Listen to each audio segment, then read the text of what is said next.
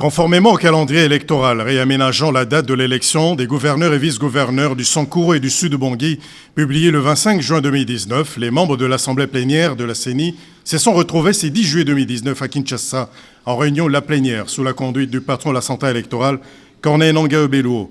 Deux importantes décisions ont été prises au cours de cette réunion.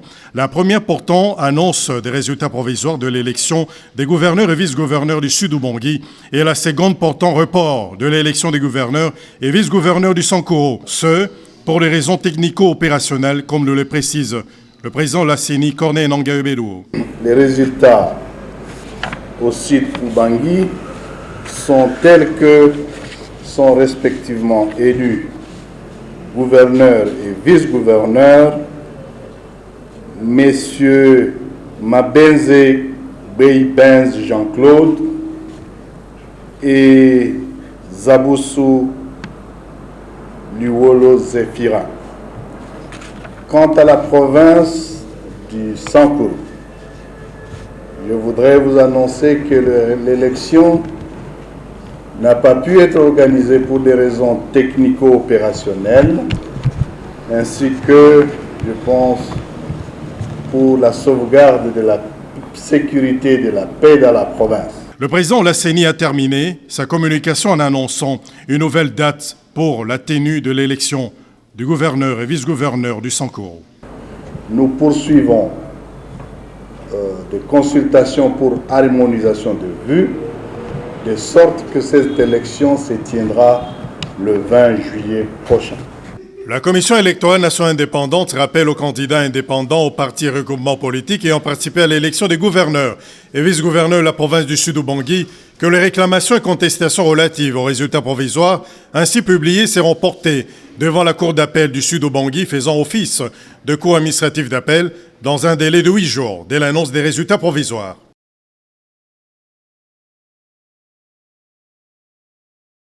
En présence de l'autorité morale, le sénateur Modeste Bahati Lukwebo, la conférence des présidents de l'Alliance des forces démocratiques du Congo et alliés prend acte de la suspension de Modeste Bahati Lukwebo au Front commun pour le Congo FCC et reprend son autonomie totale vis-à-vis des institutions de la République, des associations et de la société civile ainsi que d'autres regroupements politiques. Par la bouche de son rapporteur Rémi Moussongo Ibampale, la conférence des présidents renouvelle sa confiance au président et autorité morale du regroupement politique AFDCA, l'honorable sénateur, professeur Modeste Bahati Lukwebo. 3. Note que la conférence des présidents des partis et personnalités politiques demeure l'unique organe compétent habilité à engager l'AFDCA, et ce, par la personne de son président et autorité morale, l'honorable sénateur Modeste Bahati Lukwebo. En conséquence, elle fait observer que la déclaration faite en date du 5 juillet par un groupuscule d'élus et de non-élus de notre regroupement ne peut engager l'AFDCA. Mais en garde tous ceux qui tentent de débaucher en son sein, car ils n'auront ni légitimité ni légalité pour engager notre regroupement, l'AFDCA, qui reste une et indivisible. Invite son groupe parlementaire à l'Assemblée nationale à reconstituer son bureau.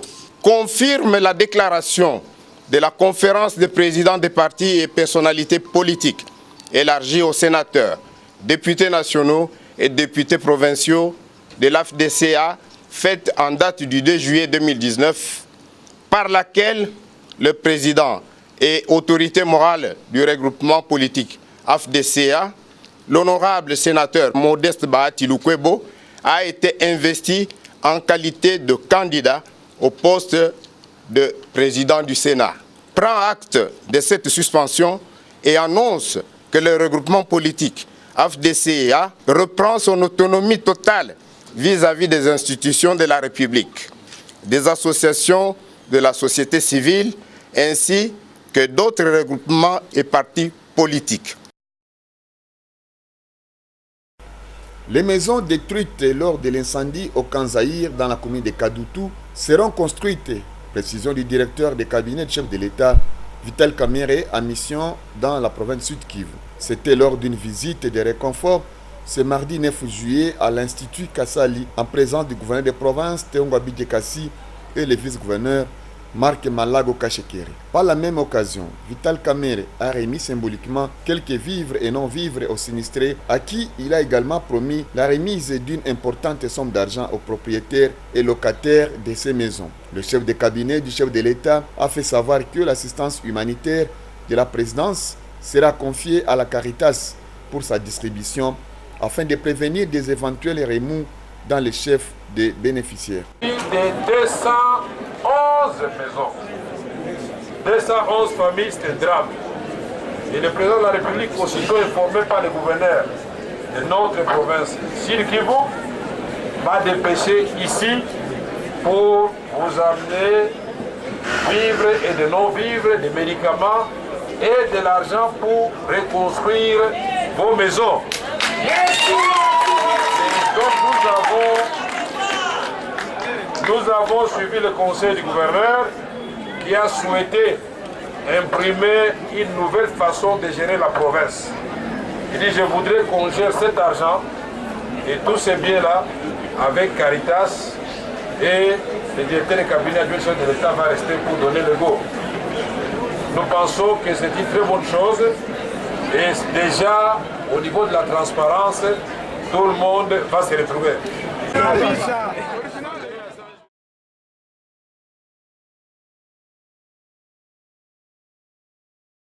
Inactif depuis le pillage de 1991, puis réhabilité en 2009 sur financement de la Banque africaine de développement, le domaine agro-industriel présidentiel de l'Antsele d'Aipen est quasiment laissé à l'abandon.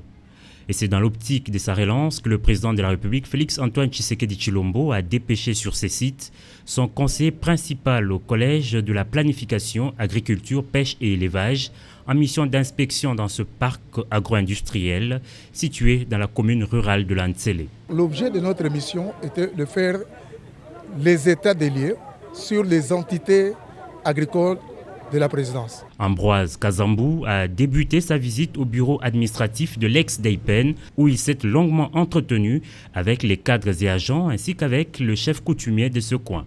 S'en est suivi une visite guidée du camp hébergeant les familles des travailleurs de Daipen. Constat fait, les conditions sont précaires. Autre site visité, le nouveau Daipen, dernièrement réhabilité et géré par l'entreprise israélienne LR Group, une faible production a été constatée. Sur 42 bâtiments disponibles pour l'élevage de poussins, un seul est à ce jour opérationnel. Réalité quasi similaire au pavillon de Pondeuse, 2 bâtiments sur 6 sont actifs. Quelques hectares de légumes constitués de choux paumés, de poivrons et de tomates ont été également visités. La boucle a été bouclée au site de la pisciculture actuellement exploité par des agents d'Aipen et des particuliers pour des travaux maraîchers. Au terme de sa mission, Ambroise Kazambou a formulé des recommandations au cadre de Daipen et a ensuite apaisé les esprits des agents de cette entreprise impayée depuis 1994. Le constat est vraiment désolant. Le constat est largement amer. Il faut vraiment un traitement choc. Et nous sollicitons même l'implication personnelle du chef de l'État pour que nous puissions mettre un peu de l'ordre. Sinon, on ne peut pas parler de développement agricole.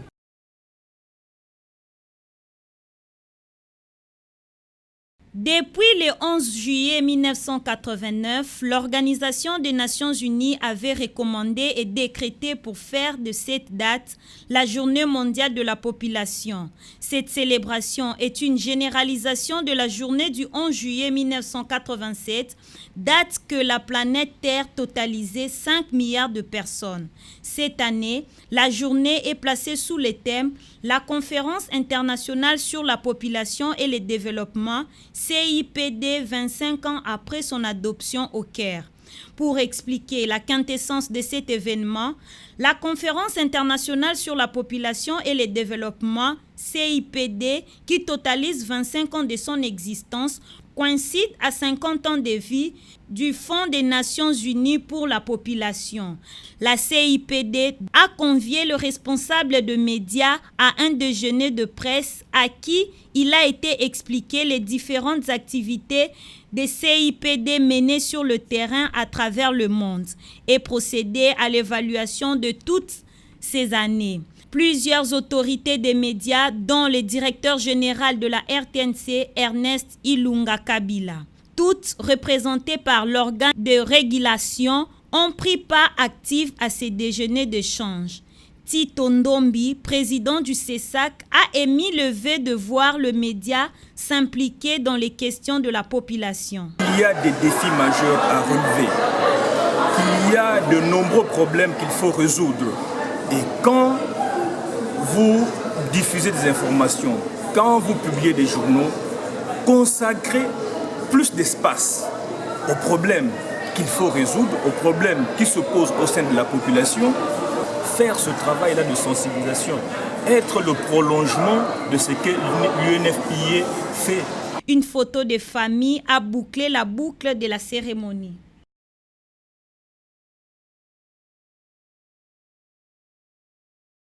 Célébrée chaque année, le 11 juillet, la journée mondiale de la population, recommandée par le conseil d'administration du PNUD, se fixe comme objectif, entre autres, attirer l'attention sur l'urgence et l'importance de questions de population dans le cadre du plan et programmes généraux de développement et la nécessité de trouver des solutions durables aux problèmes de la population. En RDC, plus précisément à Kolwezi, chef-lieu de la province du Lualaba, il se tiendra du 11 au 12 juillet le rendez-vous national sur la population qui va réunir le jeune de différents horizons de la RDC.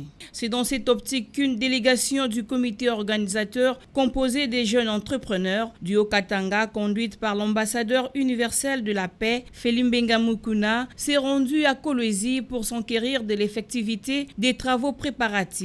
Occasion pour Felimbenga d'inviter tous ces jeunes entrepreneurs d'inscrire leurs activités dans la vision du chef de l'État, Félix-Antoine Tshisekedi Tshilombo. Axé sur l'homme, relayé en province par les gouverneurs Richard Mouyej Manguez-Mans. Aussi bannir la division et l'exclusion par une jeunesse responsable. Les premiers jours, le grand message, c'est celui de promouvoir l'unité interethnique entre les jeunes ou entre la population, parce que c'est même ça le salut de notre pays, quand il y a l'amour du prochain. Le deuxième jour, c'est aussi un grand jour où les jeunes vont exposer. L'appel est lancé à tout le monde, des Kolwezi, aux entreprises, aux membres du gouvernement, aux gouverneurs, de venir donc encourager les jeunes en achetant leurs produits, en signant des contrats avec les jeunes. Ça sera une manière donc de les faire participer dans la vision que tous voulons réussir. Le rendez-vous est donc pris du 11 au 12 juillet à Kolwezi pour la célébration de la Journée mondiale de la population avec tous les jeunes de la RDC.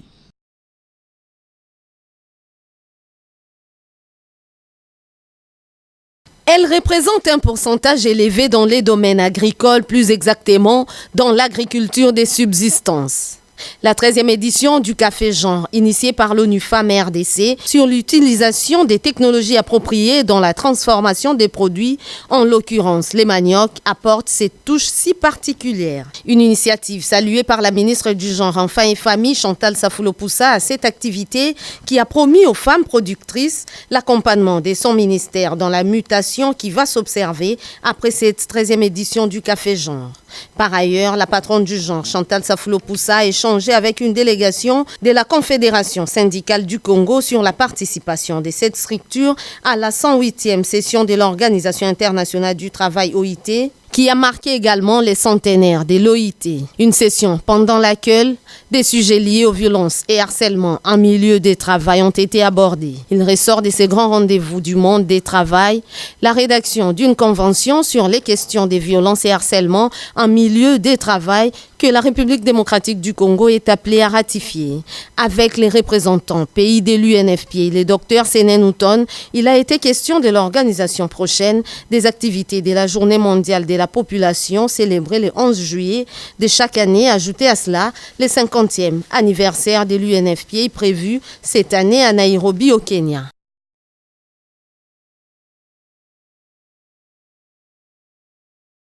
La publication des résultats de l'examen d'État édition 2019, c'est pour bientôt. En attendant, le ministre intérimaire de l'EPSP, Emery Okunji, a effectué une descente à l'inspection générale de l'EPSP. Objectif, c'est rendre compte du niveau de compilation des items à travers ces différentes étapes, correction, évaluation, rédaction et imprimerie. L'occasion pour les ministres intérimaires de l'EPSP d'appeler les responsables impliqués dans la correction des items de faire preuve d'objectivité et de patriotisme pour avoir des résultats crédibles. Emery Okundji n'a pas manqué de fustiger les comportements de certains compatriotes qui publient de faux résultats à travers les réseaux sociaux alors que le travail de correction se poursuit. Nous venions de visiter le centre de correction. Tout se passe convenablement, comme prévu. La publication des résultats d'examen d'État est imminente. Nous mettons en garde tous ceux qui spéculent. Cette publication sera précédée d'un communiqué du ministre de l'EPSP, que je suis AI, et nous le faisons par la voie officielle. La publication des résultats de l'exéta incombe au gouvernement à travers le ministère de l'EPSP. Tout résultat publié en dehors du canal officiel et à mettre sur les comptes des spéculations et donc des faussetés. C'est avec l'appui du gouvernement congolais que ces investisseurs hollandais de l'entreprise God Center vont bientôt déclencher une action humanitaire dans toute la République démocratique du Congo. Cette société a pour mission de soutenir les orphelinats ainsi que les enfants en rupture familiale à travers la création de marchés d'emploi. Question de rendre ces enfants abandonnés utiles dans la société et améliorer les conditions de vie de la population congolaise. Le directeur général de God Center, chef de la délégation, a expliqué au vice-premier ministre intérimaire de l'Intérieur et Sécurité, Basile Olongo Pongo, qu'il a reçu en audience les actions déjà accomplies sur le terrain avec des visites dans 2 orphelinats de Kinshasa, notamment à Bibwa et à Mekao, dans la commune de Lansele. Du reste, il sollicite le soutien du gouvernement congolais pour un bon fonctionnement de cette œuvre humanitaire et sociale. Le vice-premier ministre intérimaire de l'Intérieur et Sécurité, Basile Olongo Pongo, a apprécié cette initiative et promet d'accompagner ces projets au profit de la République démocratique du Congo. Puisque le succès est garanti par Dieu, les investisseurs hollandais engagés dans les actions à caractère humanitaire et rêvent transformer la République démocratique du Congo à l'image de leur pays. Ils ont associé les hommes dédiés congolais avec en tête le pasteur Ejibaya Mampia pour consacrer le Congo entre les mains de Dieu pour son lendemain meilleur.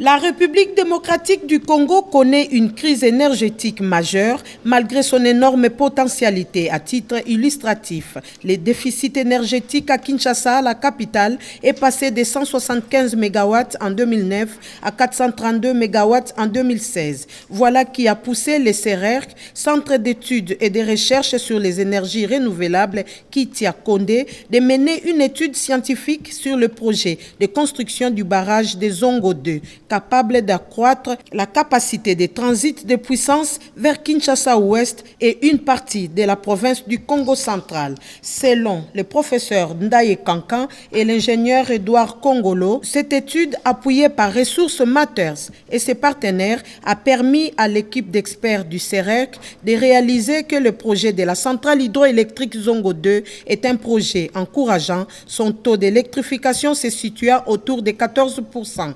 La même étude révèle aussi un manque de planification et de collaboration entre les partenaires. Certains travaux pourtant mentionnés dans les contrats Engineering, Procurement, Construction n'ayant pas encore été réalisés jusqu'à ce jour. Les postes d'interconnexion Zongo 1, Zongo 2, la ligne de transport Zongo 2, l'amélioration du réseau de distribution de Kinshasa-Ouest et autres. Ajoutez à cela les retards remarquables sur la durée des travaux pour 3 ans, avant d'être revus pour 4 ans et finalement pour 6 ans. Les coûts étant sous-estimés au départ. Selon Jean-Claude Mpoutou, analyste pour Ressources Matters, sa structure travaille dans les secteurs énergétiques en vue de promouvoir l'accès à l'électricité pour tous à travers 2 volets, la cartographie et l'analyse des projets hydroélectriques dans le cadre du projet Mwangaza, un projet qui prend en compte 6 autres projets hydroélectriques de Boussanga, de Bounia, de Bukavu, Zongo 1 et de Sanga, en plus de Zongo 2.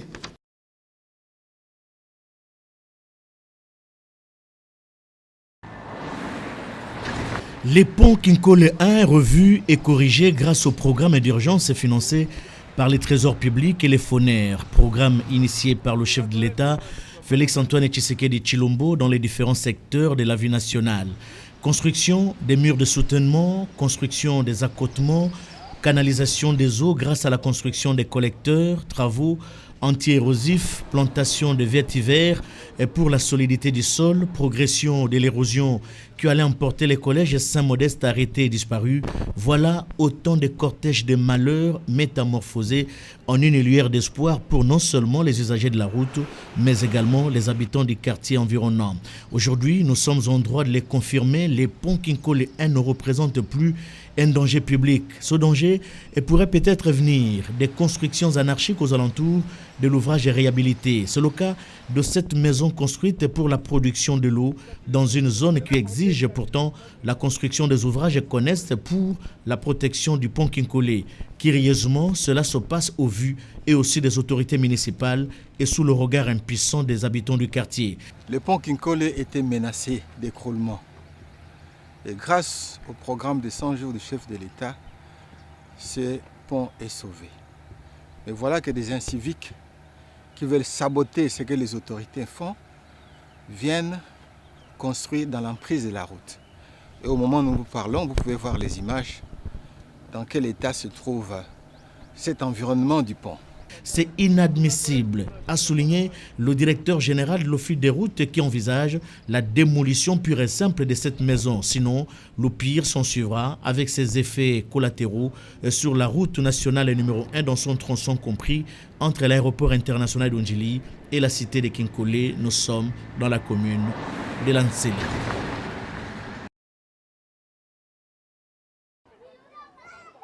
Kinshasa, la capitale, doit revêtir sa robe d'antan. Plus qu'un souhait, un engagement de l'exécutif provincial de Kinshasa, Jean-Tini Ngobila. Pour ce faire, ce dernier a dépêché une équipe de 3 ministres provinciaux et du député provincial Flavien, élu de Massina. Chitenge Kabouya Thierry, ministre provincial de Travaux publics et Infrastructures, qui ont visité plusieurs chantiers, notamment l'avenue Kulumba à Massina. Ici, l'Office des voiries et drainage et Malta Forest construisent un pont autrefois de fortune reliant les 2 parties de cette avenue traversée par une rivière. Cette voie va permettre à la population de cette partie de la capitale d'atteindre l'aéroport international d'Ndjili sans passer par le boulevard Lumumba. Thierry Chitenge Kabouya explique l'importance de cette visite. Nous avons constaté qu'il y avait une désolation, mais fort de l'engagement du gouvernement conduit par son Excellence, Monsieur le gouverneur Jean-Tini Ngobila, et fort de la politique déjà initiée par le chef de l'État, il y a du travail à faire. Nos prédécesseurs ont travaillé, ils se sont arrêtés là où ils se sont arrêtés.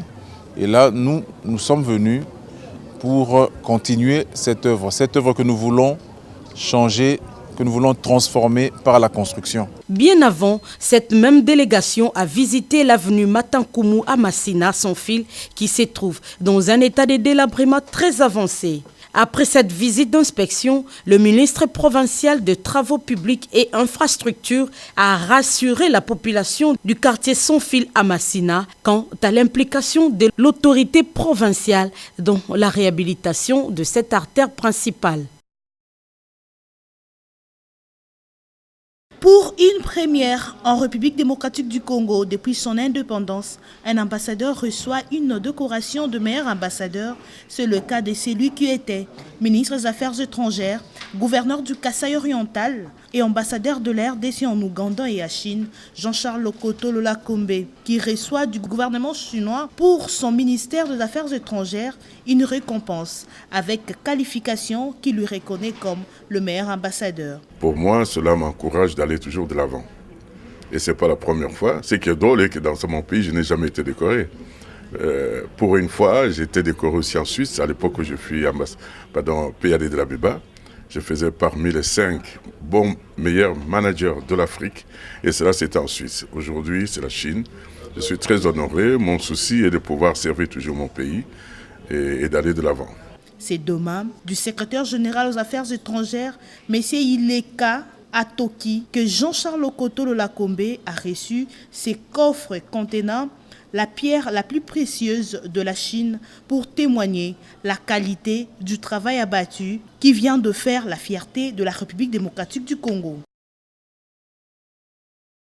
Kinshasa Bopeto. Kinshasa doit revêtir sa robe d'antan. C'est credo du gouverneur de la ville-province Kinshasa a rencontré les désirs des Kinois, déterminés à apporter leur appui dans la lutte contre l'insalubrité. Les jeunes de Tchangou s'organisent et emboîtent déjà le pas pour nettoyer les artères et quartiers de leur commune. Le but principal était d'abord de nous permettre de pouvoir assis la ville de Kinshasa, en même temps de mettre de l'ordre. Vous savez, dans l'époque, Kinshasa c'était une très belle ville.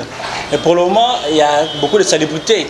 C'est la raison pour laquelle nous sommes en train de travailler par rapport à ça, afin que Kinshasa revienne auparavant très belle. Beaucoup de méthodes, mais sauf que nous sommes en train de mettre par-ci par-là des poubelles, et puis dans des maisons de gens, dans de grands acteurs, afin que les gens jettent là-bas, et nos véhicules passent pour récupérer les bonus, les jeter à l'endroit approprié.